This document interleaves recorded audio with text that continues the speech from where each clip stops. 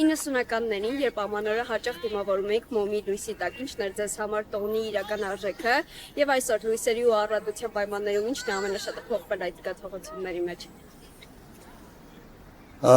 Մոմի լույսի տակ ավելի երջանիկ էի կամ չէ։ Ինչն է փոխվել։ Մթնոլորտ ու մարդկային փոխհարաբերություն։ Հավատում եք ձմեռ պապիկի գոյության։ Հավատում եմ, հա։ Առաջին նվերը ինչ է եղել ձմեռ պապիկից։ Մեր ժամանակվա ցելոֆանով տոպրակով կաղին կակալ, քաստանան, եկեք մեջի կոնֆետներ։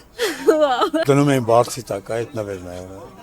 Ով էր բերում նվերը թողնում։ Մեր ժամանակ ասում են ձմեռ պապիկ, բայց հերոսում էր։ Ունեք ամանորյա երազանք, որը դեռ չի կատարվել։ Ես ցավոք չեմ սիրում երազել ու հիմա չեմ կարող ասել երազանք կամ պետք է ունենաս կամ չունենաս եթե երազանք կա ինքը եւ ամանորյա է բայց ես չեմ սիրում երազել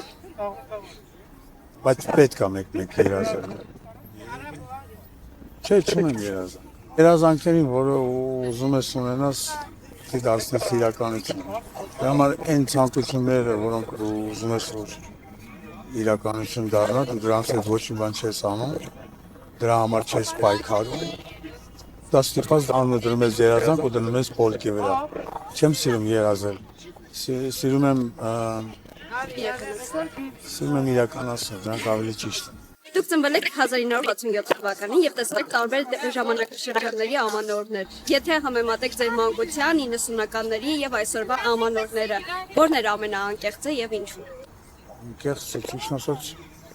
Ես հիմա չեմ կարող բաժանեմ տարբեր մասերը, որտեղ ես միշտ իմ ապրած ժամանակաշրջաններում ես միշտ եղել եմ անկեղծ ու դա իմ հարստությունն է։ Ու ես հիմա ասեմ էլ թվին ավելի անկեղծ էր ասեմ։ Յուրաքանչյուր թիվ էլ իր